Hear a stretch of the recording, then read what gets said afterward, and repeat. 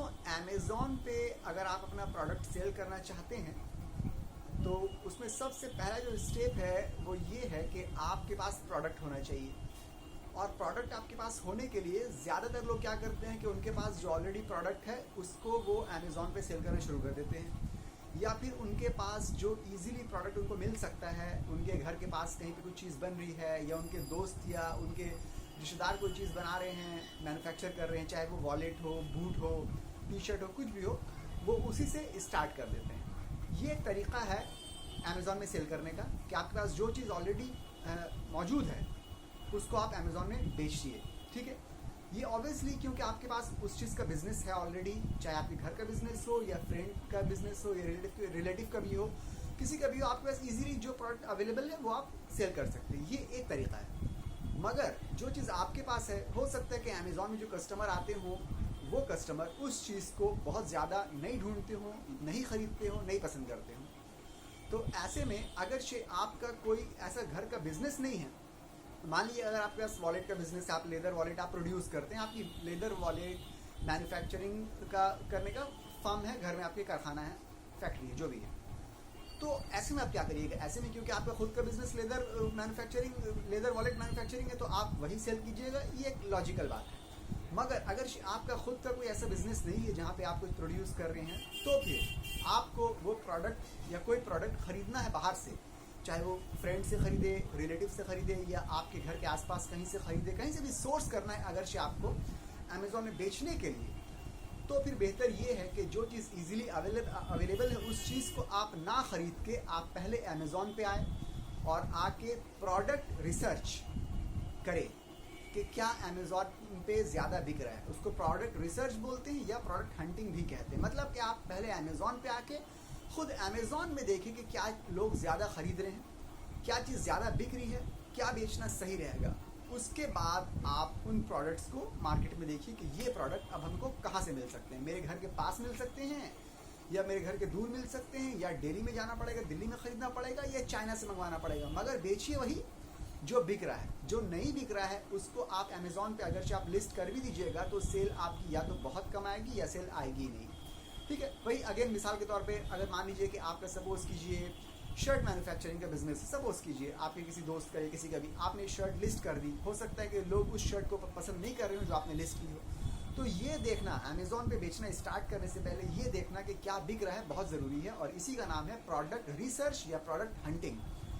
इस वीडियो में हम बात करेंगे कि प्रोडक्ट रिसर्च, प्रोडक्ट हंटिंग जो है वो किस तरह से की जाती है। क्योंकि सबसे अमेज़ॉन पे सक्सेस होने का, कामयाब होने का सबसे पहला जो स्टेप है वो है प्रोडक्ट हंटिंग। तो प्रोडक्ट हंटिंग या प्रोडक्ट रिसर्च के लिए ऐसे तो मार्केट में बहुत सारे टूल्स या सॉफ्टवेयर्स अवेलेबल हैं, जिनमें बहुत से फेमस जो हैं वो है जंगल स्काउट, ये बहुत फेमस है, हीलियम 10 ये बहुत फेमस है, वायरल लॉन्च है, ये भी फेमस है। ठीक है, ये सब टूल हैं जो कि काफ़ी फेमस हैं। 3-4 टूल को अगर आप इस्तेमाल कीजिएगा, 3-4 अलग अलग हल्का सा काम करते हैं।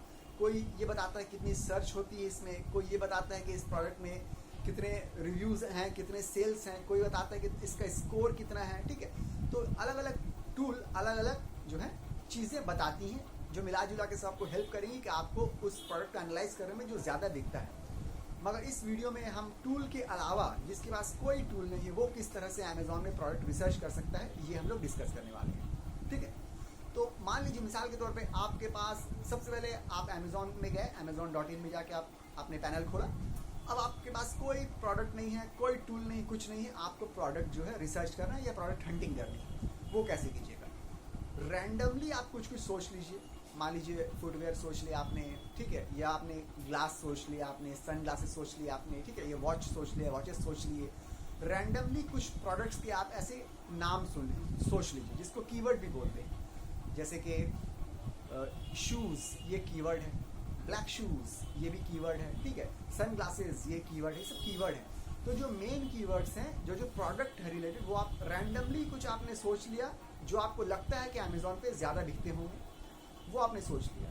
अब क्या करना है आपको? अमेज़ॉन में आप जाके वहाँ पे जो आपने जो कीवर्ड सोचा है, मान लीजिए आपने सोचा है शूज़, तो शूज़ आप टाइप कीजिएगा। शूज़ आप जैसे ही टाइप कीजिएगा, अमेज़ॉन आपको एक ये खोल देगा, ड्रॉप डाउन मेन्यू खोल देगा, जहाँ पे आपको बहुत सारे सजेशन आ जाएंगे shoes, black shoes, white shoes, leather shoes, ठीक है, स्नीकर्स शूज़, इस टाइप के बहुत सारे जो है ड्रॉप डाउन मेन्यू में अलग अलग कीवर्ड्स आ जाएंगे।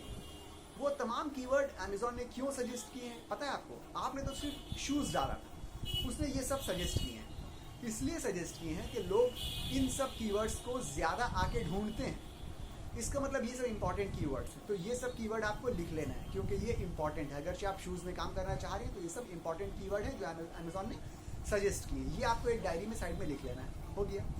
अब जितने भी सजेस्टेड कीवर्ड्स हैं, मान लीजिए शूज़ आपने टाइप किया था तो ब्लैक शू आया था, वाइट शू आया था, लेदर शूज़ आया था, स्नीकर शू आया था, मान लीजिए ये 4 एग्जाम्पल के तौर पर। तो ये चारों को आपने लिख लिया। अब क्या करना है, ये चारों को एक एक करके फिर डालना है। मान लीजिए ब्लैक शूज़ फिर आपने डाला, फिर जब ब्लैक शू डाला आपने तो फिर आपको वो सजेस्ट करेगा 5, 6, 10, 12 नए कीवर्ड सजेस्ट करेगा, उनको भी लिख लेना आपको। फिर वाइट शूज़ था वो डाला, फिर आपको जो सजेस्ट किया उसको भी लिख लेना है। फिर लेदर शूज़ था वो डाला, उसको दिया सजेस्ट किया उसको भी लिख लेना है। स्नीकर शूज़ था फिर वो डाला, उसको भी जो सजेशन दिया वो लिख लेना है। ये सब लिख लेना है, ठीक है। अब आपको क्या करना है, जो आपके मेन कीवर्ड्स थे, मतलब शूज़ के बाद जो आया था, शूज़ जैसे डाला था उस टाइम क्या आया था, ब्लैक शूज़ आया था, वाइट शूज़ आया था, लेदर शूज़ आया था, स्नीकर शूज़ आया था। ये आपके समझ लीजिए मेन कीवर्ड्स हैं। इनको आपको टाइप करना है, टाइप करके आपको एंटर मार देना है। आपको अभी तक कीवर्ड्स मिल गए कि इतने कीवर्ड्स लोग ज़्यादा सर्च करते हैं, ज़्यादा ढूंढते हैं। इसका मतलब ये है कि इससे रिलेटेड प्रोडक्ट जो अगर आप बेचिएगा तो इनकी डिमांड ऑलरेडी अमेज़ॉन पे है। लोग आके इसको टाइप करते हैं, इसको सर्च करते हैं, इसको ढूंढते हैं, इसको लोग खरीदना चाहते हैं, ठीक है। अब आपने क्या किया, जो पहले जो आपको सजेस्ट किए थे कीवर्ड्स, उनको आपने एक को डाला, एंटर मारा। एंटर मारने से क्या होगा कि ये दिखा देगा कि कितने लोग उस प्रोडक्ट को, ब्लैक शूज़ को या वाइट शूज़ को कितने लोग ऑलरेडी सेल कर रहे हैं, कितने सेलर्स हैं।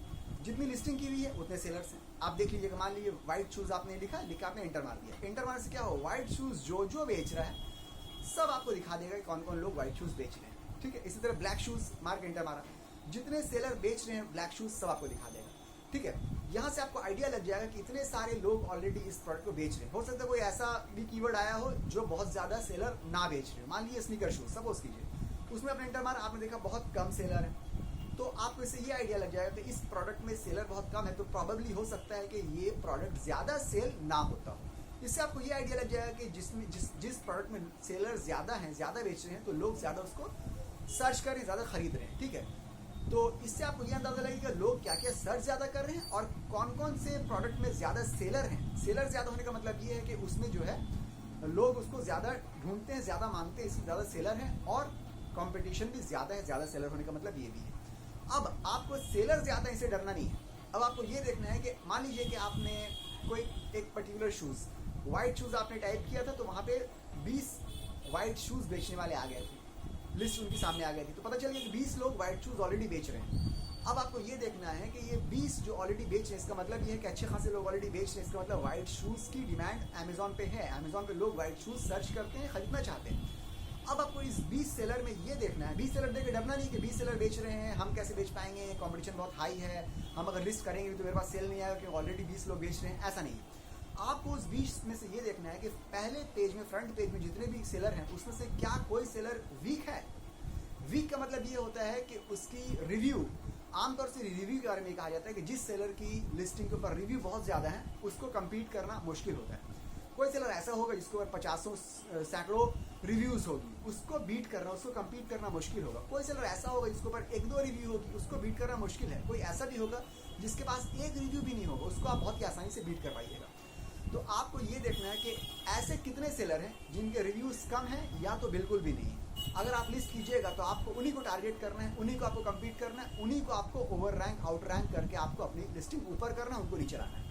जिनके बहुत सारे रिव्यूज़ हैं उनको आप कुछ नहीं करवाइएगा। अगर उनको आप टक्कर देने की कोशिश कीजिएगा तो बहुत टाइम लग जाएगा, क्योंकि उनके अगर मान लीजिए 500 रिव्यूज़ हैं तो वो एक दिन में 500 रिव्यू नहीं बने, वो सालों से उस प्रोडक्ट को बेच रहे हैं, एक एक करके रिव्यू आ रहा है, गेन कर रहा है, आस्ते आस्ते उनकी रिव्यू बढ़ रही है, आस्ते आस्ते उनकी रैंकिंग बढ़ रही है। आज वो इस पोजीशन पे हैं कि वो टॉप रैंक हो चुके हैं, तो उनको आप टच नहीं करवाइएगा।